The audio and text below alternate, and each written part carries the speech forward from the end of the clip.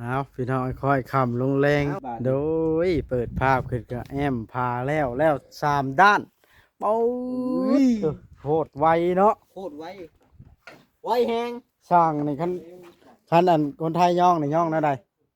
พวก โค คุ ต ณ รเร็ว พวกคุณเร็วมาก คุณเร็วมาก พวกคุณทำงานเร็วมาก บ่มันจะใช้คำใหม่แฮงร้ายหมดเร็วน่ะ ก็ได้สัก พวกคุณทำงานเร็วมากเร็วมันแบบว่ามันผ่านไปไวเนี่ย ว่ามันใช่ตัวล้อต่างกัน เร็วกับเร็วมันต่างกันคันเร็วนี่มันสิว่าเร็วภาษามันสิ บ้านข่อยเร็วแปลว่าไวได้ ฮะ พวกคุณทำงานไวมาก ไวมาก ฮะ เบิ่งให้ดีกว่า ตอกแล้วลุงกำดีนะจะพาตอกว่าเวียงนะให้ลุงกำดีตอกก่อน ช่องรถมันช่องรถมันใช้มือ หมดแล้วให้ลุงเวียงต่ำลงน้อยหนึ่ง อ้าวเต่าเลย ห้ามนะแม่ แล้ว หมดแล้วย่อขึ้นอีกเนาะเออ วางเข้าเลยได้บัด ได้เรื่องอ้าวปลาแก้วเห็นยังในใส่แล้วหมดทิ้งอ่ะ ย่างเพิ่นกิน เห็นมาแล้วกันนี่ย่านค่อยครบเลยเห็นดิสบายดีปะใกล้หัวจักนบแล้วบ่าเลยเนาะอ้ายสิบอกสอนโตกันน้อยนั่นกี่เอ้ยอ้ายบอกเอ้าเป็นยังจังห้างอันนี้เมาแดดบ่เราจะไปแข่งแดดลายกว่าเฮ้ยขอชินั่งทิ้งอ้วกเมาแดดมานั่งอยู่เตียงไปที่ลูกนี่มานั่งอยู่น้ำแม่แก้วพี่มันบ่ซ้ำบ่ายมันไปแข่งแดดหลายอ้วกแตก ก็บ่สบาย อยากเข้า บ่ได้กินเว้นนี่ก็ได้ คือว่ามากินแล้วยังต้มปลาแล้วกินต้มปลานี่กี้ กินข้าวคำเดียวนี่ เอ้านี่ นี่ลูก นี่ดิต้มปลายังมึกหลายนี่ ถ้วยนี่ก็สิกินหลายตักเอาโทษจำกินหลายแล้วมันอันนั้น ตัวต้องอันนั้น ต้อง รู้จักว่าไผ่แพงโตไผ่บ่แพงโตไม่ตู้แล้วแพงโตกี่เอ้ย โอ้ยพี่ช่างสิได้กินอยู่สิได้ก็ได้บ้านเบิ่งเอาเพียงให้ยังบ่ได้กินนะอันตัวหลาน แพงไว้ให้ลูกหลาน ได้แล้ว น้ำมันจับมัน มันจะยกขึ้นน้อยหนึง พอแล้ว ได้แล้ว นะกินข้าวเด้อไอ้ายว่าสิบอกโตให้โตบ่สบาย แค่นึง แม่นตีนเด้อ ต่อง านปลาแต้ม เจ้าสิตัดยาวกว่าตัวกินนี่เด้อ ยังอีกแผ่นหนึงว่า ชนพวกนี้นะ แม่แล้วบ่มันไล่ไปเลยเด้ขอยเราอยู่เจ้าพอดีเลิกไปจักนะพอดีเลิกไปจักนะ แผ่นตัวนี้สาเหตุที่มันยาวกว่าหมู่นี่อธิบายดูบ่แม่น ใช่ที่มันยาวกว่าหมู่เพราะว่ามันเป็นสิ้นส่วนที่เหลือจากตัวอื่น แล้วที่นี่ก็เลยจับมาใส่แล้วมันก็สิยาวออกไปถ้าว่า FC เพิ่นก็ว่าเอ้าตัวนั้นทำไมพ่นเหลือออกไปเกินตัวอื่นเพิ่นว่าได้เพิ่นว่าในนี้ แล้วยังสิตัดอยู่ แล้วยังคิดตัดเพราะว่าเพิ่นยังสิได้มอบนะ เอาให้มันดูดี ให้มันดูดีให้มันงาม ใส่เส้นนั่นแหละทั้งเทิงมันสิได้ตีไปอีกนะ แม่น สร้างเวียงนี่ชอบงานชั้นสูงเนาะ นี่ บ่ท่านชวงเจ้าก็เบิ่งช่างแต่ละช่างสิร่วมงานกันด้วยข่อยมาร่วมงานนี่เป็นได้ปล่อยให้ทุกเพิ่นขึ้นกระดักกระดอบ่ แต่เก้าอยู่บ้านนั้นปะวอนปะแตวบัดของแนวให้สร้างนายสร้างอันนั้นผู้ขึ้นเนาะ กับผู้อายุน้อยคือเก่าแล้วว่าขึ้นน่ะ แม่นคน10ปลายปีนี้ชาวปลายนะชาว30พวกนั้นก็ได้ รุ่นเจ้านี่เนาะของเรานี่ รุ่นบ่แอนนี่นะ ไป รุ่น 70 รุ่น30ปลาย ยังนี่เป็น ไวแฮงอะไรบ้านน้องแต่เนาะ ไว้ แอมแล้วมาเอิ้นแอมทั้งหน้าเฮือนบ่มาเอิ้นนี่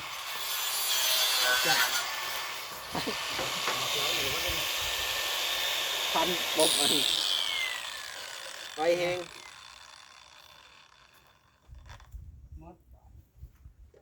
ตัวยาว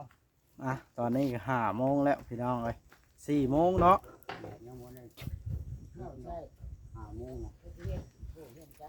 แล้วอยู่แล้วมื้อนี้ด้านนี้เนาะแต่ทวานมันน่ะบ่แล้วเนาะ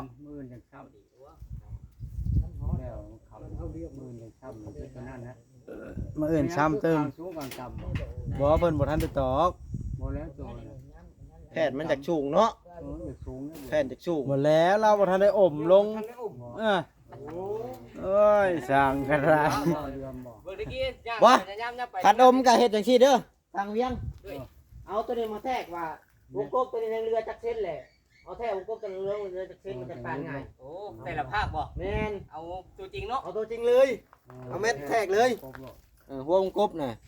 แม่นบ่บอด บ่ได้เอาแมทแล้วเอาแผ่นนั้นเราไปแทง มันโยบ่แทนมันจังย่างได้ ยากบ่ บ่เอาเม็ดอย่าพาตอกตัวนั้นน่ะบ่ตอกก็จำเลย ตอกจำแล้วบ่ ตกใจ ก็ได้หัวประตูก็ได้หัวตะปู โอ้ยใจเบิดเดี๋ยวเฮาเป็นแท้แล้วตะปูเราเฮลงมา มันถามคำตั้มบอกเอ็นตะปูเลย ร่างนี่เฮ็ดให้ตกใจอยู่ผัดเอา เฮ้ย แค่ก้อนจะเอาไม้แตะ เอาอันน่ะไปแทกก่อนเม็ดแทกก่อนมันจะปาดง่าย หัวมันก่อน นี่นี่นี่นี่ เตะหัวประตู แมท อะ เท่าไหร่ เอา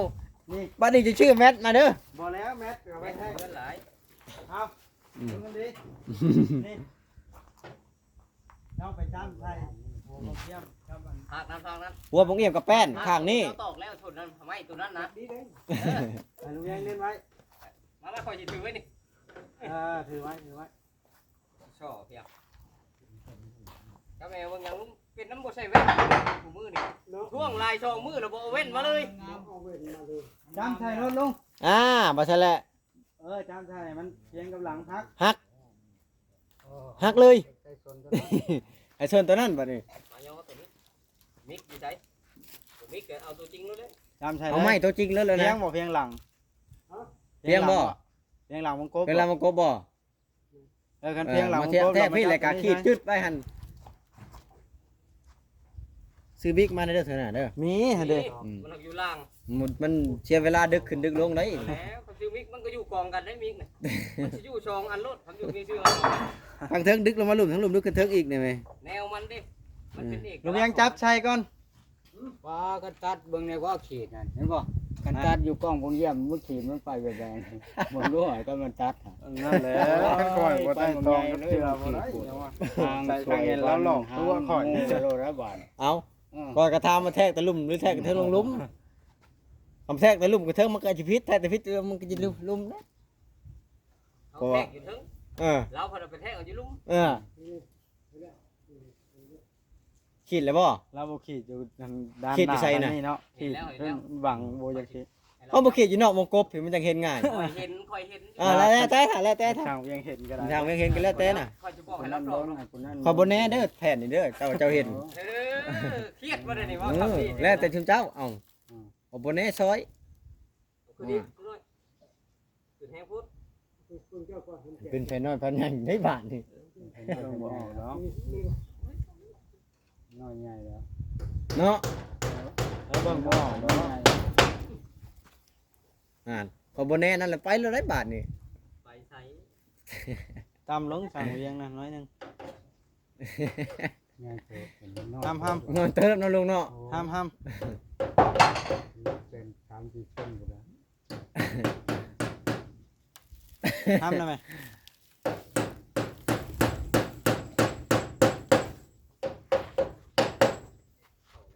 ไม่คิดว่าบ้านน้องแต่จะ ไม่คิดว่าบ้านน้องแต่ สัวขนาดนี้ ขนาดนี้ แต่จริงแล้วเลวทำเลวว้าวแบบใดคำว่าสัวน่ะมันเป็นคนเลวคนเลวนี่คำว่าคนเลวนี่เป็นคนเฮ็ดเวียกไว้เอ้าว่าวัดใดนี่แ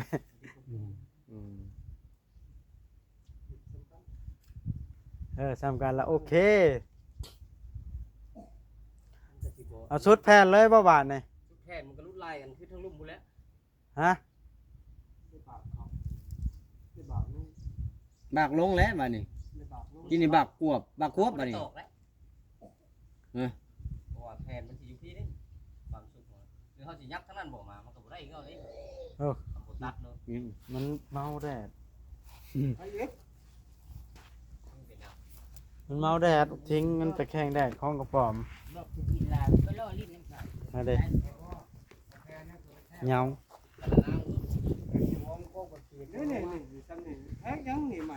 ไม่เท่านั้นแหละ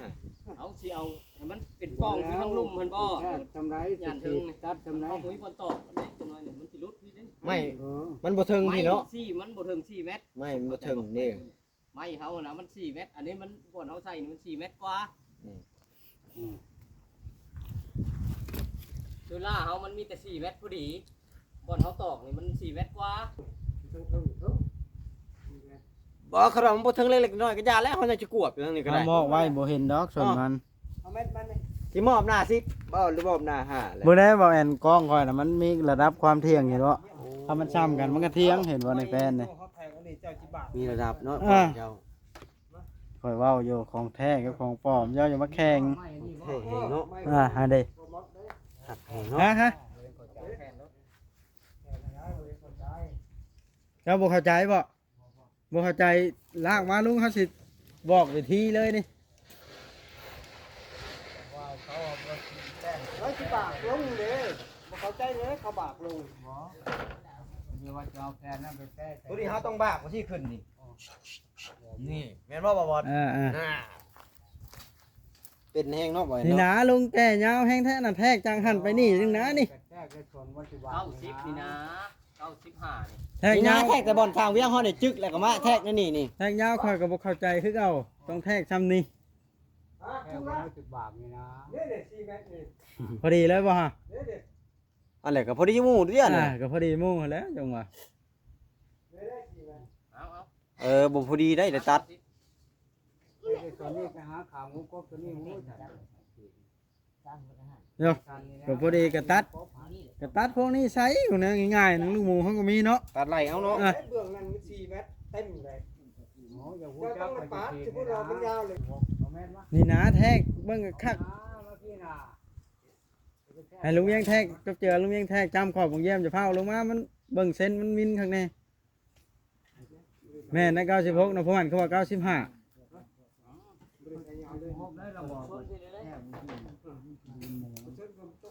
อา90 นี่โปรคอซ้ำนี่ ตัดทางนั้นเบิดโอ้เวียงถ้าแม่นว่ามื้อนี้ไปตัดทางนั้นเบิดก็ตัดไปมันคุ้มเบิดเลย มันหมิ่นข้าวอยู่จ้ะ สิหาเนี่ยมาใส่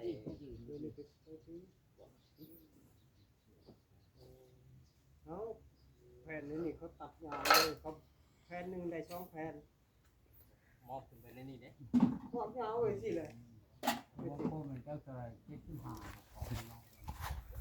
แทกลงมา ขอบนอกก็ได้ ความนอกมดบอกจัง75เป็นลายเบิ่งก่อนคือว่า50ปลายนี่นะ แทงไหม 57 มันบ่นะ75ทางในก็50 57 โอ้ย 57 75แล้วจ้ะ วิทย์วัดเจนี่เนาะ เบิดเจ็ด 57นะ ทางในก็50ก่อนจากอันนั้นก็55 57ประมาณนั่นแหละ 57นะ เออ แทกตัวเพิ่งเลยเอาตัวเด็กเลย อ่าสับกันบ่กับทางเทิง ไปซ้ำกัน จริงๆแล้วมันย่อเนี่ย เพื่อนแล้วหน่อยหนึ่ง57ไปมินหนึ่งเล็กไปแล้ว57ไป ตายซำได้ เยอะไป ตายหันใจเที่ยวเดียว มินช่องมินเลยแหละ โอ้ยเพิ่นลูกหมูกินก็บ่เอาก็ยามินมันน่ะลูกหมูกินมันก็เบิดแล้ว แทงกันได้ไหมแล้วทิ่มหรือว่าจับผมหัก อ๋อให้เราผมเข้าใจ ไปใส่สิบ่เข้าใจเอาแนวปากบ้าน แม่นบ้าคือมันซะแหละแม่นมาซะแหละขี่เลยบัดนี้ แทงแล้วเจ้าขีดชื่อนี่ก็ตันเลย แม่นมาซะแหละมาซะแหละ ตะกี้เจ้าพี่บอกไม่ ตัด ไม่ ภาคนี้ได้ คนตะกี้ไม่แต่เสือกเขาดึงแล้วเขาพับกันลงก่อน ตัดด้านลุ่มไปแล้วตัดด้านลุ่มไปแล้วบ่แม่นตัดด้านเทิงมันสิผิดได้ มันสิเป็นทางกวบไปทางงานไปทางกวบได้บัดนี้ เอาเสียวขึ้นมาแบบนี้เลยกวบลงเลยได้นี่นี่แหละถึง แม่นถึงแล้วตัดทีแล้วก็ถึงแล้ว จะทับชนกันได้ ลุยบาทเลยไป เดี๋ยวว่าเกือบจะฮักพอดี โดนฮักเนาะคอยย่อขึ้นเนาะบอกแอนการถ่ายคลิปนี่ ไปนำก็ได้ จ้าง ได้คิดในงานเลยยังมาช่วยช่างเนาะใจหลาย เฮียคายตาแน่ซอยบัดนี้ โอ้ยเข้าไปเจ้าบ่ได้เต็มใจบ่เลยนะ ก็เต็มใจแล้วเขาก็บ่นั่งเนาะค่ำไปคิดเบิ่งมาแต่ก็เข้ากันมือเนี่ยค่ำซ่าเนี่ย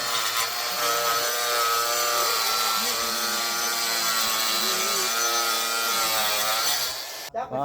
เถอะบากแล้วพุ่นนะคอยได้บ่าวแอนเอ้ยมาซอยงานนะคอยมันจะขาดนะ เดี๋ยวมันขาดได้สั่งเรียนมันตกมาสมัวได้ผู้ตะกลางคนบ่อยู่เนาะขึ้นทั้งกลางน้ำช้างนะ คักแอกลงมาเลยเนาะ เออ พอดีก็กรึบไปเลยไอ้ แม่ยังบ่าวแอนซอยจนค่ำเบิดเลยนี่ จนค่ำแต่ละ ก็ มื คือดูแท้ แต่ละมือจนค่ อ๋อชุด มาแต่เช้า มาซอยกันกูมือเด้อบ่าวแอนเด้อ ำแม่น มีหยังก็กินน้ำกันเว้านัวหัวม่วน เพราะว่าแล้ว ตัวบ่ถึงบาทนี่ ทูตมาสร้างเวียงของเจ้านะ อ่ะ สร้างเวียงบ่ได้ดึงทูตมาพี่ ยู่ไปหา ยู่มา สร้างดีได้ไหม ค่าแหลมมัน เราบ่แปลงแรมบ่ ถ้าแหลมตัวใด คาแรมทางนี้นี่ตัดแรมนั้นออกหน่อยหนึง ยกเอาผ้าตัดออกกัน เอาผ้าตัดออกแรมมันนะ แรมบ่งเยี่ยม แร อะ ม นะ ทางหลังพี่ทางเวียงพี่ อ้าวมันเอาลง มันพอดีแล้วอันนั่นน่ะลุงบ่อย่าไป เลื่อมจังนี้ได้เดี๋ยวนี้ แม่ ลงเลย มันยังบ่ได้ตัดขึ้นอีก ใช่นั่งอยู่ห่มอยู่เงา จัก 2 เซนนี่แหละ 2 เซนผู้ เฮาเลื่อมพอดี แม่น มันปอนลงมาซะก่อนสิตัดให้นี่อยู่เทิงเบิดสามเลย ไปบอกแอนไปฮับเฮาสองคน อย่าบอกกี้อย่ามาใกล้ทางนี้ตัวเวียนไปทางนั้นเด้อ ต้นมันก็ตั้งเอาอยู่ คือไปข้างคือไปกินน้ำก็ได้จัก ลุง แม่ น่ะนั่นคำตัวบ่มาชุนเน็ตว่างที่ลุงย่อไม้น่ะ มาบอกแอน สองคนให้สองคนนะครับ ซองบ่ เดี๋ยวเฮาน้องยัง นั่งอยู่พุ่นแหละนั่งอยู่เย็นพุ่นแหละ ทางกล้องก็ซะขันซองนะ โอ้ยเบื่อบ่ให้น้อบาท ญาติงานกันละสิ1 2 3 ขอยุ่ยๆขอลงให้ก่อน มีเทคนิคในการลงได้ ระวังเด้อระวังจับกลาง โอ้ย2 เซนละบาทนี้สิได้ตอก กลา ข้าง ว มัน ละหมอ ตัดออกแน่มันบ่หลม มาแล้วลมมาแล้ว ผมบอก นี่นะราคาพอดีนะลุง พอดีทางเบิ่งแล้ว คนตีนี่คนตีต่อให้ลุงคนตี เอา เฮา จักเซนก็บอกแอน เช็ดครึ่งซองกันลาย สองเนี่ยมันเลื่อน แล้วเราจงเช็คไว้บักหลายเลยนะ นี่ เห็นนะฮะ นี่เอาประมาณนี่ เอาเบิดเส้น นี่ มาเบิ่ง ขีดตีมันจะบ่เจิดมันจังโหลด ที่เป็นไหนค่อยจะว่า ตา จ้างมาแต่ใช้ ตามาตรฐานบ่ อ่า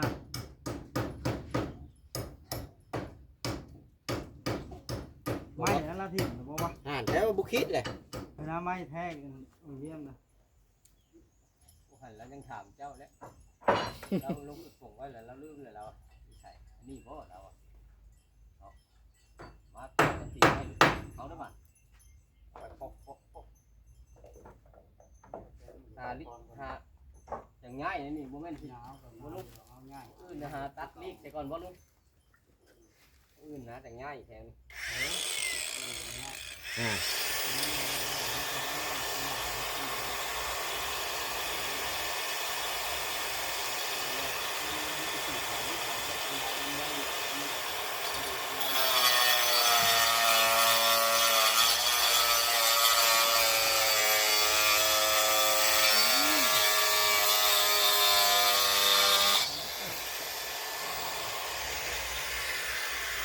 บอลตัดออก2เซนได้เนาะ จากอันเก้าแล้วเขาว่าบ่ทอดทองเล่นก็จะทอดทองเล่น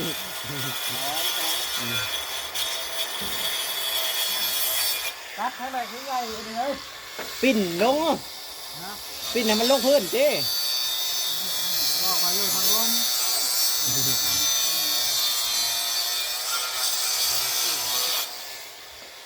เห็นไหมไปอยู่ทางลมพอด